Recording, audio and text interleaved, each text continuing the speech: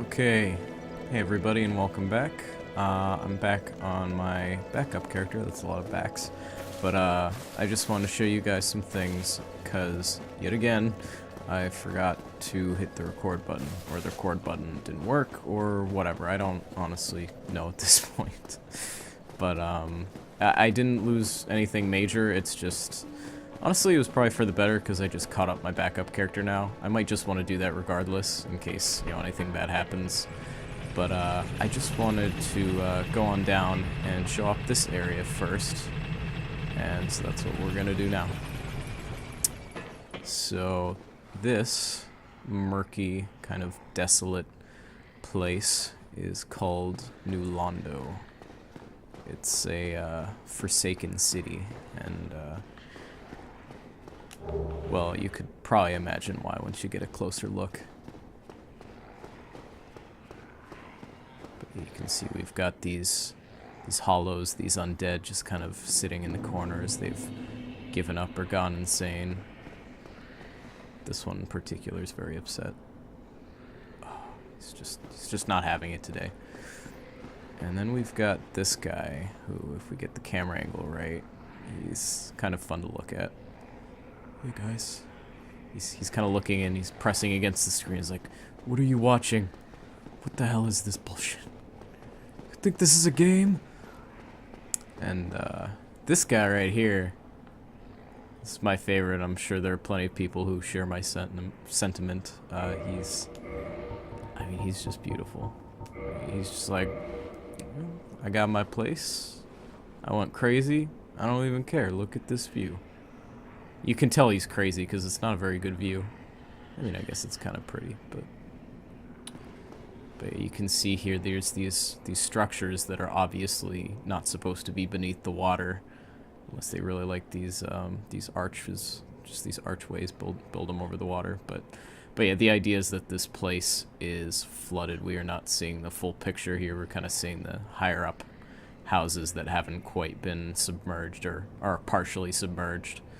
But, yeah, bad stuff happened in New Londo, as we'll find out much later on. But, even in a place like this, we find some life, some life that hasn't gone crazy. So let's talk to this guy.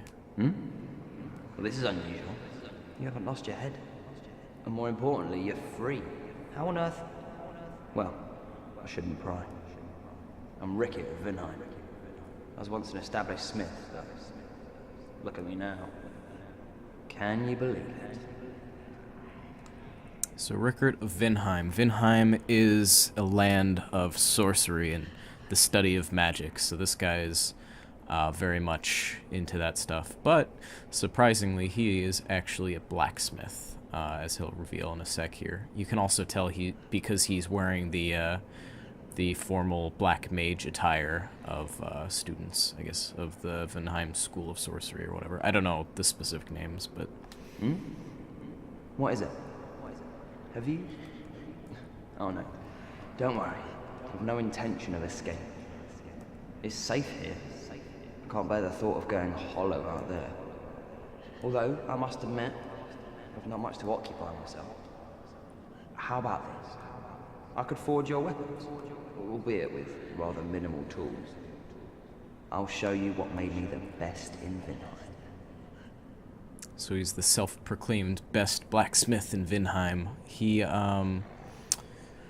Rickert, as he hinted at there, he hasn't been locked here. He's not imprisoned here. He's kind of in this chamber, caged in of his own free will. I guess he's more afraid of whatever's out here rather than, you know, being trapped inside this thing. I don't even know if he's trapped. Maybe there's like just a little exit around the corner or something.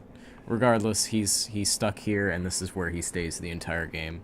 There's not a lot to be said for Rickert, but he dabbles in the magic and enchanted weapon upgrade path, so if you need to ascend your weapons with that stuff, he's the guy to go to. What is it? There's nothing to talk about. We're both cursed, undead. But what's there really to moan about? What is it? There's nothing. We're both... Okay. So that's about all he has to say. Same functions as Andre, modify equipment, reinforce weapon, armor, etc., etc. But he does sell some different stuff. He's got heavy soul arrow, so he sells some basic sorceries to get you started. So early on, sorcerers, this is the guy to go to. He also sells a catalyst, which I did buy on my main character. As you see here, used by sorcerers of the Vinheim Dragon School. There's the name there. Equip catalyst to use sorceries. Attune sorceries from a scroll at a bonfire. Most sorceries have limited number of uses. So it's the catalysts. Same thing as the talisman. Come back soon. Smithing helps soothe my nerves. Don't let me wither away out of idleness. So yeah, he's a friendly enough guy. I like Rickert, he's alright. Honestly, one of the less interesting characters. We don't really learn a lot about him, but at least I don't think we do. But he's an okay guy, by my book. But yeah, I don't think I established this. There are 3 distinct types of magic, and I guess if you were paying attention to the class types, we really skipped over those very quickly. But you've got pyromancers, sorcerers, and I guess clerics or holy men. So you've got 3 major schools of magic and maybe a 4th subgroup, although it files more under sorcery in this game. It becomes its own type of magic in the next game, hexes. But dark magic comes into play along with the new content that was added to the game. So right there we got transient curses. Sorry, I'm skipping around a lot here. Got the S-Doc. So transient curses, essentially their use is, I believe, completely limited to this area, but it's a very particular use that it has. So temporary curse allows engagement with ghosts. Limb of the victim of a curse. Temporary curse allows engagement with ghosts. The only way to fight back against ghosts who are cursed beings is to become cursed oneself. The safest method, however dreadful, is to cut off an arm of the dead. So that's a pretty grisly ritual there. Curse is actually a status effect that is really nasty in this game, and hopefully we won't see it, but chances are we probably will at some point or another. If you are legitimately cursed, I believe you can damage these guys without a transient curse, but like the game says, the least painful way to do this is to just pop one of these babies. So you'll notice we've got kind of an aura around us now, and here comes our first ghost. I probably should have shown this off first, but if you don't use a transient curse, not only can you not attack these guys, your weapons will just phase right through them. You also can't defend, so even if you're holding a shield up, when they do their stretchy arm attacks, which sometimes reach around behind your shield anyways, you won't be able to block them. So you're defenseless and you can't fight back. So ghosts are really nasty in that way. I actually went around here and ended up dying on my main character because I did what I'm about to do here, which I'm gonna play it maybe a tiny bit smarter this time. Just inch around that one ghost popping up there. And we're not gonna stay here long. I'm not focusing on this area by any means. I just want to show this off because, oops! Oh, here's your grab attack. See, some enemies have grab attacks. This one kind of grabs you, slits your throat. Bad news. Clips you a little bit in the back as you're trying to run, flee in terror for your life. Ghosts are bad. I don't like ghosts. They're some of the nastiest. Well, I don't know. There's a lot of nasty enemies, but I guess I could say fairly enough that they're some of the most unpleasant enemies in the game, especially with those stretchy ass arms. I really hate that about them. But yeah, right there we just got another Firekeeper soul. We got one of those late in the previous episode, and we can take that back up to Anastasia and reinforce our Estus flask. You'll actually notice on this backup character I haven't used the previous one, so we've actually got 2 hanging around in our inventory if I check right here. Right there. There you go. But, that's the first thing I wanted to show off. I'm not sure if there was something else. Well, let me think about it. If I have to show it off in this character, I'll just load it back up, and you'll see that before I go back in the main file. But Yeah, I'm going to go back on the main file now and show off a couple other things. This is going to be kind of a transitionary episode. We're going to do a lot of in-between stuff, introduce some new NPCs, get some items, etc., etc. So yeah, I'm going to load out and go back on my main now. So I'll see you guys in a minute. Okay, guys, I just remembered the one other thing that I forgot to show off, that I showed off in the small amount of footage that I lost. So I finished recording the main episode, but I'm just coming back here so I can show you guys this thing. And I'm just gonna kick these guys' butts before I do it. But the Undead Merchant has some new dialogue, or at least I believe he should at this point. He has a bit of a he's a bit of a friend to introduce us to, we'll say.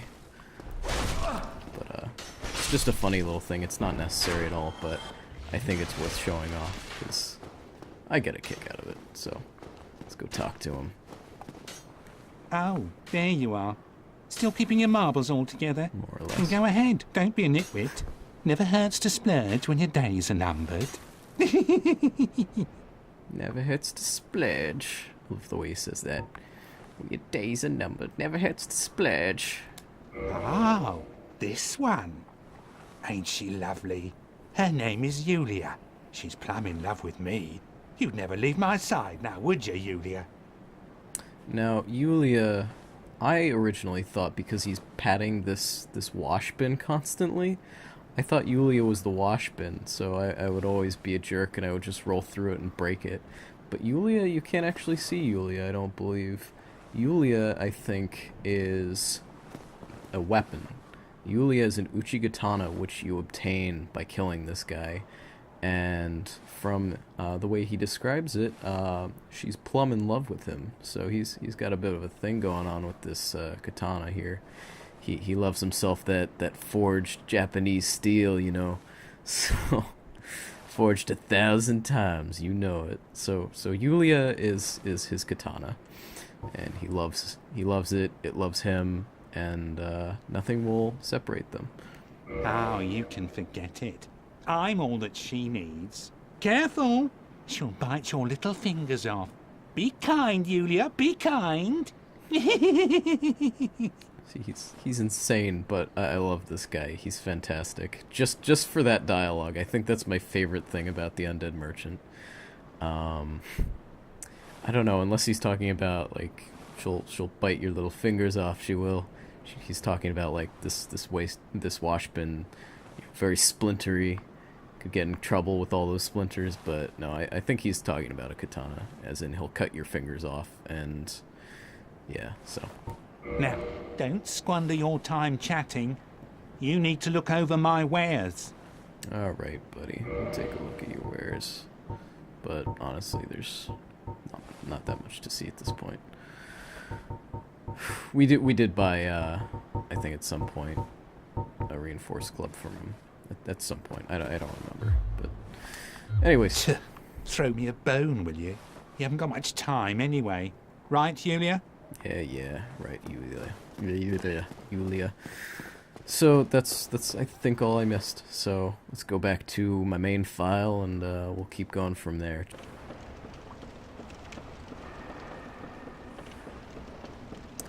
Okay, back on my main. You can see I'm all beef jerkied out because I got killed by these guys before. There are actually 2 deaths that you missed. I first one's kind of embarrassing. I just fell off the cliff trying to run past some hollows on the way up to Undeadburg, like that very entrance area just outside of Firelink. But got my soft humanity back from there. I really don't have any souls left because, like I said on my main, I bought myself a catalyst. I don't even know why. I don't have any sorceries to cast, and if I remember correctly, yeah, our intelligence was like 8 starting out, so pretty crappy starting stat.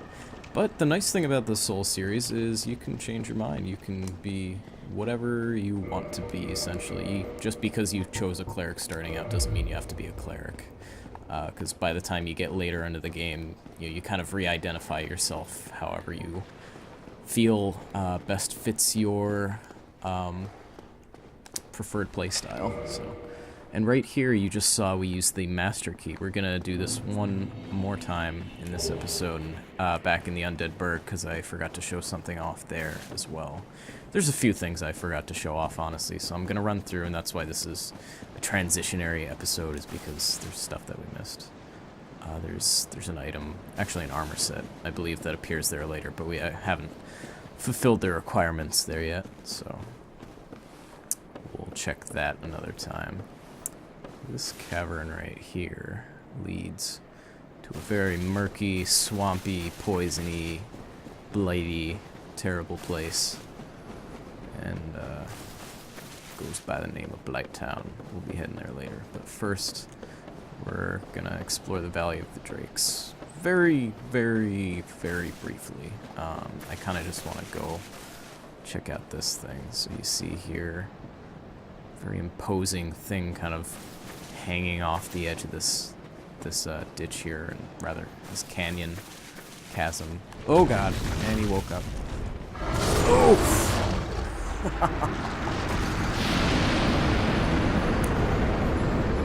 So that's an undead dragon. I thought you had to pick something up before he triggered, but I was horribly mistaken. Let me head back down and see if I can't at least reclaim my humanity and maybe get some of those items, because he has some pretty worthwhile items that he's guarding there. That was embarrassing.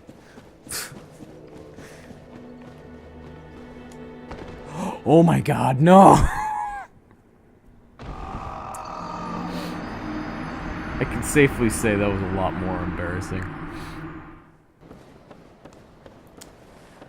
So, one small benefit of us dying so much right now is we already spent all of our souls, and we only lost one humanity there, so our losses are pretty minimal. Later on, I mean, if we approach this place at another time, might be quite a bit more harmful to our overall state, but as of right now, it's not too terrible. Now, this is the one undead dragon that I don't really have a particularly good way of dealing with. Oh, oh god. Ah. Okay, so we ran past him, but the issue here is more that I want those items. So, might have to kite him a little bit. Soul of Proud Knight. Alright, let's take these one at a time if we can. So the thing about these guys, they're very slow on the draw, so don't get greedy, of course. Oh. And even if you don't get too greedy, even being a little bit greedy might end in disaster, so. These are probably some of the worst suicide runs I've done ever. So, you put that camera on and all sorts of stupid shit will happen, so I'm sorry guys.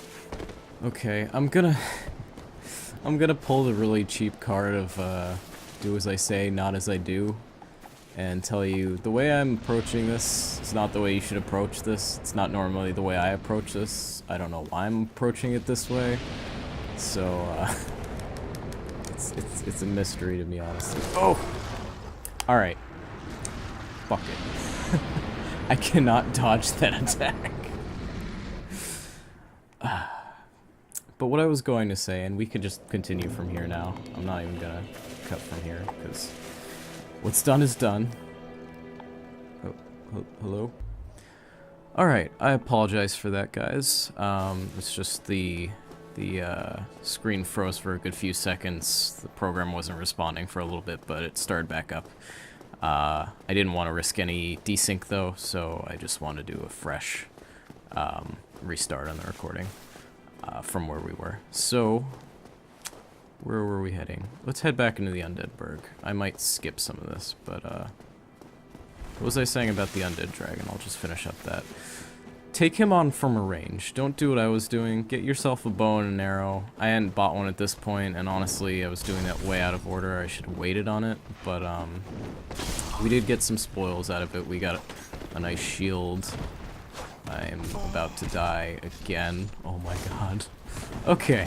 Oh, please stop. Please stop. We all have off days sometimes, and this is mine. Wow. Okay. Still alive, though. Got that +2 Estus Flask, just brings our health right back up. So yeah, take the dragon on with bow. That's my recommendation. If something is just really, really dickish, and you don't want to deal with it head on, it may seem cheesy, and it is, to be perfectly honest, but sometimes it's okay to just use a bow and arrow, sit there for a couple minutes, and pick something off. Because honestly, I don't like dealing with the undead dragons head on. Well, there is one that I'm okay doing it, but he's a different situation. It's a different sort of geography. That guy is probably the hardest because you're on the edge of a, you're on a narrow passageway and there's not a lot of wiggle room. So unless you time those dodges really quick, and even then, I don't know if you can dodge those swipes like that. Maybe you can. I don't know. So, anyways, oh, okay. That's alright. Did pretty minimal damage. But yeah, I just wanted to point out, since we didn't really see it legitimately on the last video when we got invaded going through this section, this is how you get to where that invader unlocked the shortcut for us. This is how you get through this bridge, more or less. Oh, I went a little too far out. So this is a safe area, either on this side or on the opposite side. You can stay on either, but when he's breathing fire down this area, you're safe as long as you're behind this wall, which is a really nice little bit of info. So you just sit back here for a little while, and eventually leaps down onto the main part of the bridge, and he tries to attack you directly. You can fight him this way. I personally don't do it often. Like I said with the undead dragon, I tend to just kind of ignore these guys. But, yeah, so now we can get a better view of him flying off in the distance. It really is pretty watching him fly, just off in the distance, and yep.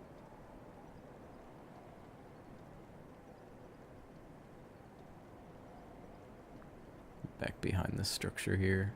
I think he either goes behind the mountain or, yeah, he heads behind the mountain. That's that. So it's kind of neat. But yeah, so that's the normal way you get here. Then you just pull this lever and opens this gate. So I'm kind of doing just what little I missed of the parish here. There's really only two primary things, and they're right at the beginning here. Aside from, I mean, the way to the boss itself. We haven't gone in the main building yet. I guess, I don't know, could you call it a cathedral?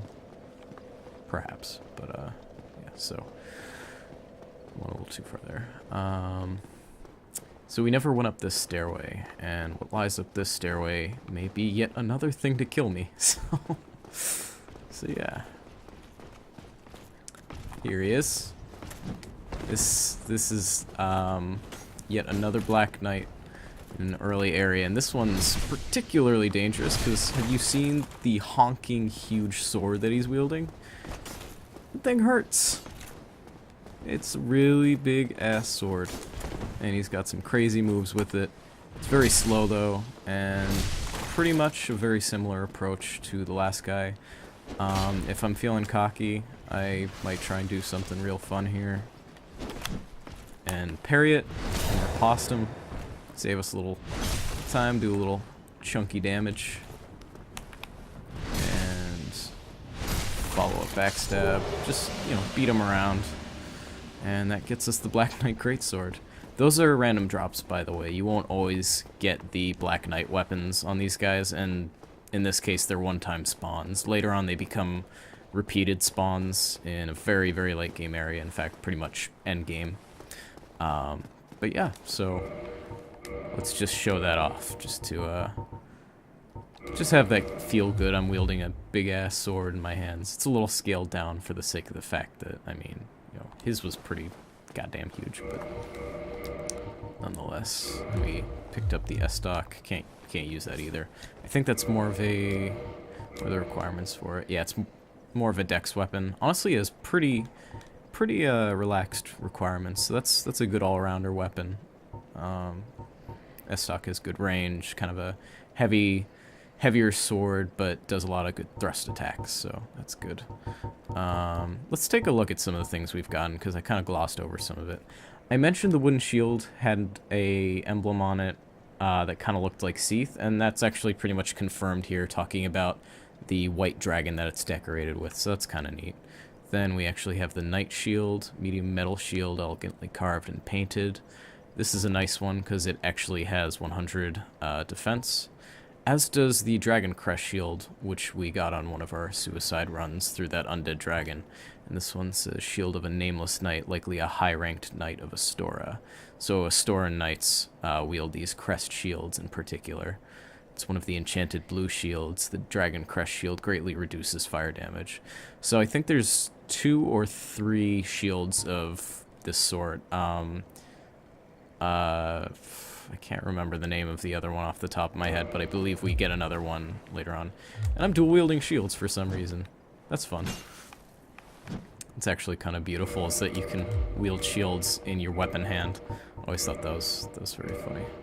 But yes, this has got Seath on it. And something neat about Seath, similar to Patches and how he's appeared throughout the Souls series, even back, you know, from Demon Souls into Dark Souls, and you know, and etc. But he even, I think, by name at least, maybe not the same character, well, definitely not the same character, but by name, there is a Patches in the Armored Core series also done by From Software. So what am I trying to do here? Okay, I know what I'm trying to do. Let's just head back this way. Hope we don't get mauled on the way back. The Hellkite Drake will come back. Is that his name, Hellkite Drake? I'm pretty sure it is. But yeah. He'll sometimes come back over that rise and just singe you. But yeah.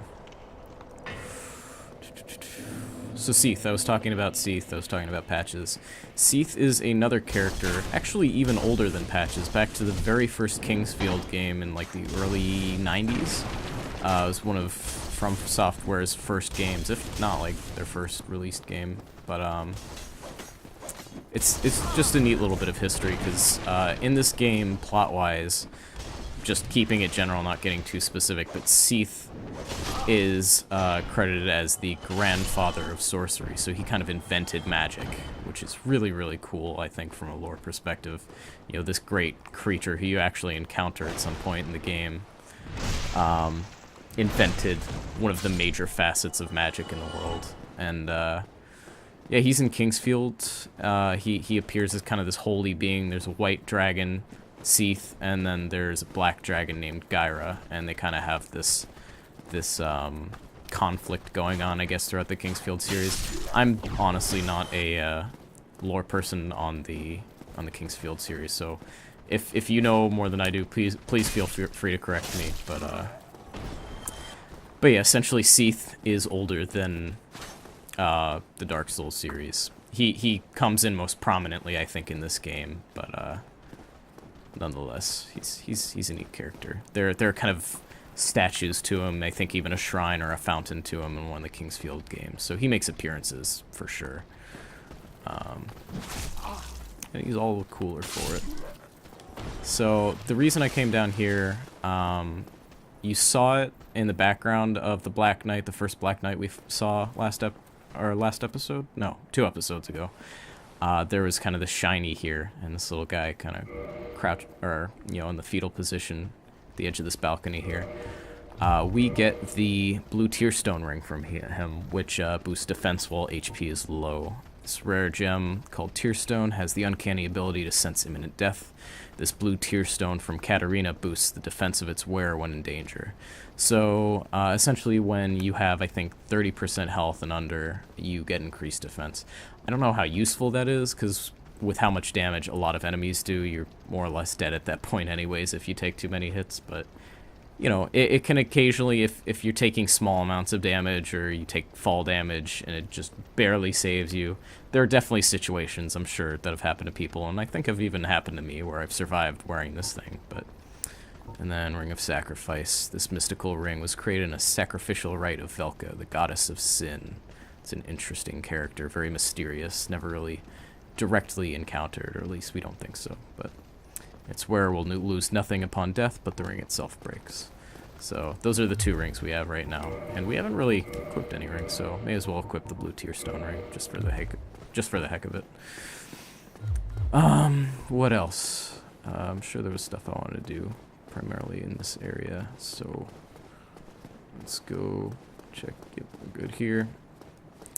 So the main thing I wanted to do was, on this character, on my backup character, I actually did this, but I just want to do this again to get the material for it, because I missed it on this guy. Crystal Gecko, Crystal Lizard. Yeah, just kill him, get some large Titanite shards, and some twinkling Titanite, which is very nice to have. So yeah, just upgrade stuff, good to have.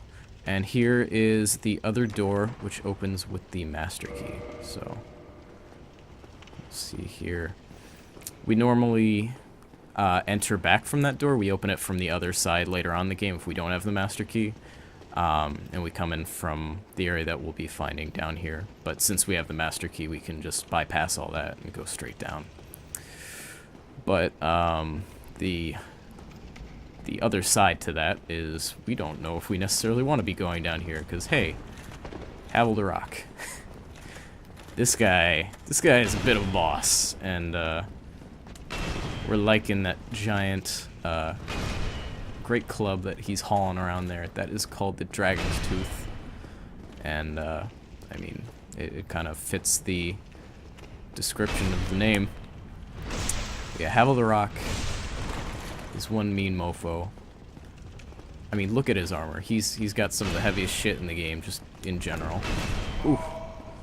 I got hit by the shockwave there. That didn't directly hit me. It was close, but it didn't directly hit me, so I didn't take any damage, but just the sheer impact of it hitting the ground there stunned me. So you get kind of an idea for the power of Havel the Rock. And even he himself has a pretty... Ooh, wow. I even survived that. He has a pretty defined backstory. Actually, funny enough, since we've been talking about him, involving Seath. So let's heal ourselves back up. I'm gonna try my best not to fail here. I've been doing that enough this episode, so... Whoa. But sometimes, like there, Havel has a tendency to do some weird things. So I'm gonna play as safely as I can. Get this done with. And as you can see, I mean, with the armor he's wearing, even with these backstabs, he tanks shots like crazy. We're gonna be here for a little while.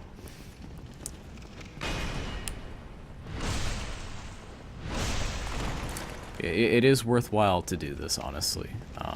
It may seem kind of tedious, but doing this at least at some point is necessary, because he has one of the most valuable, most useful rings of the game if you want to be wearing armor that's anywhere near half decent. Oop. See, just barely out of range. Knocks you back. It makes your heart like skip a beat when that happens. And now he's just kind of pondering us here. Oh. It's like... I've made them lower their defenses. I've tricked them.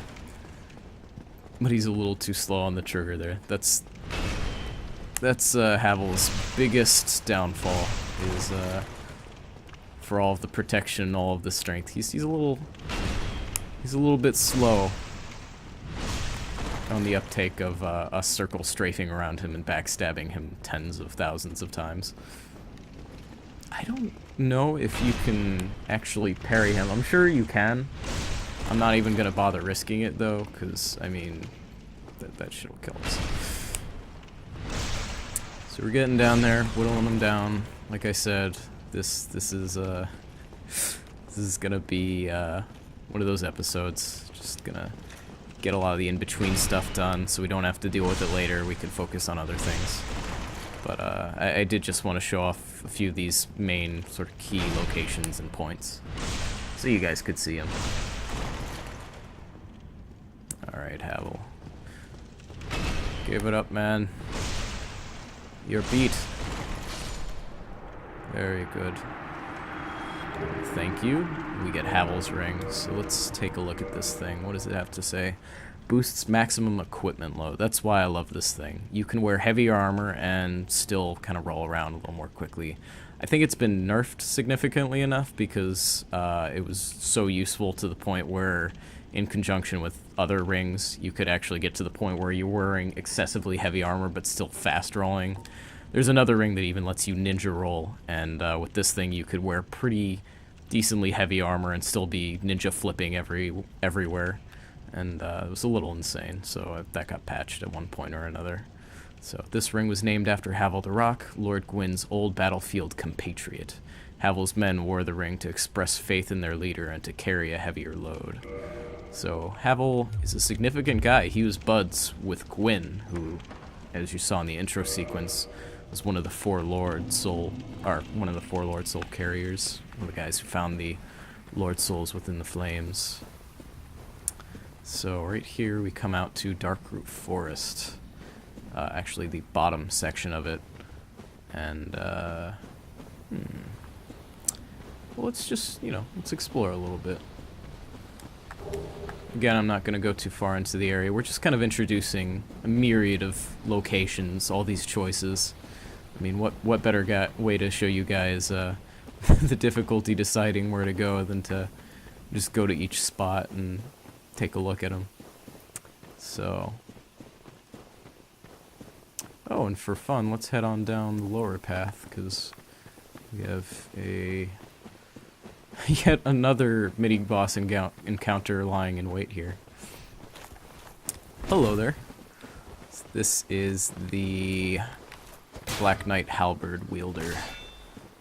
This one's nasty. The greatsword guy, I mean, he's tough, he hits hard, but he's a little predictable. Look at that nice zoom in of his butt as I smack it with my mace. So maybe not representing the nastiness very well here, but it's really his moveset variety. Oh, I hope I don't knock him off the cliff with this. Ooh. Oh no. Oh. Okay, we got that. And it doesn't look like he dropped his weapon, so it's no big deal. We took care of it. But yeah, he has a very kind of elaborate animation. It's beautiful to watch in motion. I think there was like this gift set that was created of just all these different move set animations done in a particular area that's just covered in blackness, so you can kind of see just the exact detail of the move. And seeing these things in motion, like at high frame rate, and just see it follow through, it's pretty. This game's pretty. So yeah, just taking a look through our stuff here. Put all these away. Oh, I didn't examine the Astora's straight sword. So, straight sword of an unknown knight, likely one of Astora's superiors. High quality weapon with a powerful blessing. So it's a pretty decent straight sword. We're not really interested in straight swords for this playthrough, but it's a cool one. Also, the Grass Crest shield that we picked up just a second ago, this thing is really, really cool. I'm not a huge fan of it because, well, okay, it's very nitpicky, but the 95 physical damage reduction, it's barely anything, but I'm the kind of person who, even if I'm losing like a tiny bit, even though I'm blocking, I'm kind of concerned about it because it builds up. You know, that extra 5% that's getting through. You know, I'm really concerned about that. So I feel kind of dumb even saying that, but the benefit about this shield and what makes it so good is the Grass Crest is lightly imbued with magic, which slightly speeds stamina recovery. You wield this thing, even if you don't have it like in your hand, if you're two-handing a weapon, it still has that magic effect. And when you're wielding it, your stamina will go up faster. So if we take a look, I'm just gonna jump around a little bit, waste our stamina, and see how it ticks back. Takes maybe a second and a half. So not that big of a deal.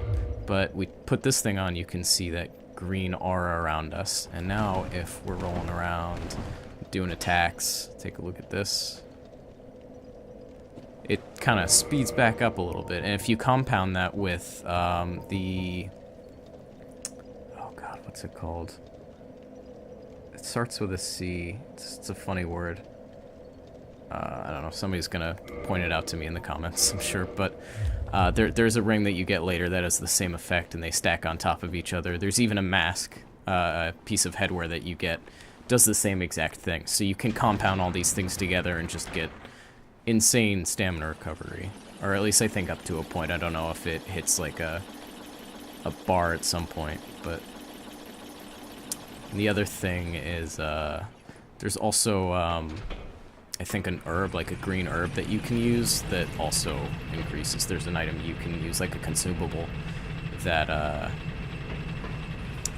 quickens stamina recovery. So there's a lot of things to quicken stamina recovery in this game. It's stamina is more important in this game than most, I feel, and I think it's incorporated very well in the game, into the gameplay. So we've got the Valley of Drakes. We have some smaller drakes actually kind of attacking us right down here. This is another pretty risky area. Oh god. I don't like sticking around here too long. Honestly, I don't even like fighting the drakes because they have a lot of health and they hit really hard, and their wings get you stuck on them and they bite you and it hurts, and then they breathe electricity. It's just bad news. Also, their electricity goes pretty damn far. Not too difficult to dodge, but alright, I'm gonna do something stupid and potentially die here. Actually, I feel a little bit better because the drake back there just flew himself off the cliff. So I feel just slightly the smarter now. But we managed to weave past all of these drakes, and they're now encroaching upon the ladder. They think they've got us trapped, but they don't know. They don't know what we have. So get here, red tier stone ring, pretty much the opposite of the blue. I'm actually gonna equip this one, I think. This boosts attack while HP is low, so kind of a berserker mode when you get to low health. So this one's from Kareem. This is interesting. This one's from Katarina, and this one's from Kareem, and it almost kind of fits the certain personalities or the focuses of those characters from those two lands. You saw Sigmar already from Katarina, and he's wearing this very kind of tubby, heavy armor that's supposed to, parry attacks or have him glance off. Sort of the design, the curved design of his armor, and then Kareem's more about attack and kind of, ruthless, bearing down on your enemy. Or at least, I guess that's kind of what they're showing with the red tier stone ring. I don't know if that's accurate for every character from Kareem, but from my knowledge of who's from Kareem in this game, they tend not to be the nicest people. They tend to be a little cold. So, alright, we got a lot done this episode. Maybe not in the way of direct progress through the game, but we got a lot of different items, saw a lot of different places, so to finish off, I'm just gonna take a trip back up Darkroot Forest to get us kind of back into a decent position to continue forth in the next episode. I don't even know how long this episode's gonna be. Hopefully I'll be able to cut larger sections of it so it's not excessively long. I know it hasn't been the most exciting thing, but so there's supposed to be a crystal lizard down there, but I guess he despawned, or I didn't see him or something. It's very, very well possible. But we can grab this, which we got leather armor, we got longbow, feather boots, so we got some neat stuff there. And this is only one section of the Darkroot Forest. There's a whole nother branch in another area, and they kind of tie back together at the ending. Oh, here's the guy. I thought I had missed him, but I was wrong. Here, just stay right there. Let me wallop on ya. Thanks, buddy. Thank you kindly.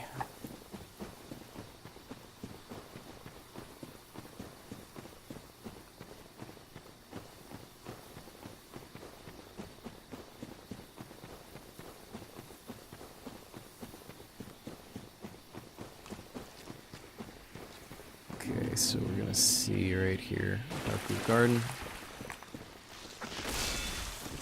Got some tree enemies. sort of, I don't know if Spriggan would be the right word. It's probably not. I'm thinking more like Elder Scrolls there. Spriggans, tree creatures. Ents. These guys aren't even quite Ents. They're more like very spiky man bushes. And that sounds kind of terrible now that I think about it, but... man bushes. That's what they are. Oh, and this guy. Hey, what better way to finish an episode? Let's kill a prowling demon. That's the name of these guys. I think Titanite demon is also a pretty valid identifier, because these guys are actually, I believe, formed out of demon Titanite, kind of living material. These powerful stone golems who are missing their heads and also one leg. They're a little quirky. I don't know if you ever really get an answer as to where they're from, just that I believe there was like a master blacksmith at some point, and he carved great Titanite out from the earth, and, you know, some of it was left behind and gained sentience somehow. I don't even know where their origins are, maybe Lost Izalith, or who knows. Anyways, he's being very keep away with me right now, so I want to keep that shield up. Could do more damage and kill him quicker two-handing, but this feels a little safer to me. Ooh, got me with the tail.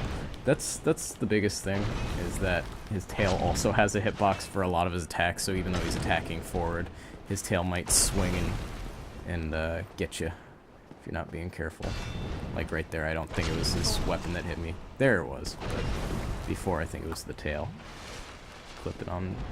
Clipping against me. Giving me a little hurt. How much damage have we done to him? It's kind of hard to see what percentage of the bar is missing. I think we've done about like a fourth to his health. There you go. Oh no. Oh, that was a mistake. Alright, let's back up a little. Let's back up a little more if we can. Yeah, you just keep aiming over there.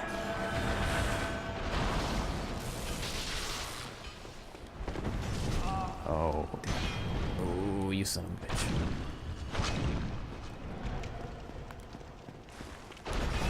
Ooh. Oh, man. See, that's not even the full impact of that damage. It's more of a partial hit when he hits me there. Normally, I think that attack actually does like 2 full hits, and one of the hits really friggin' hard, and then the after hit does less damage, but you know, still enough to be a little painful.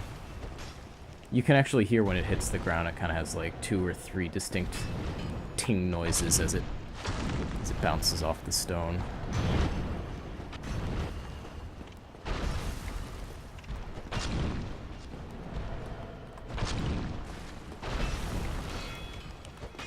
Right there, I actually blocked it. So a hitbox even kind of remains there a little while afterwards.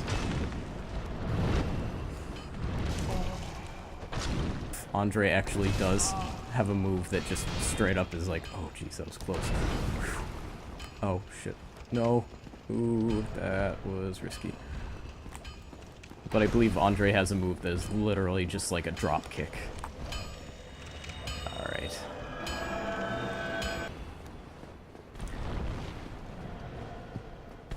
Something interesting as well is he has 2 separate, distinct sort of combo moves. Ooh, shit, he hit me with an overhead.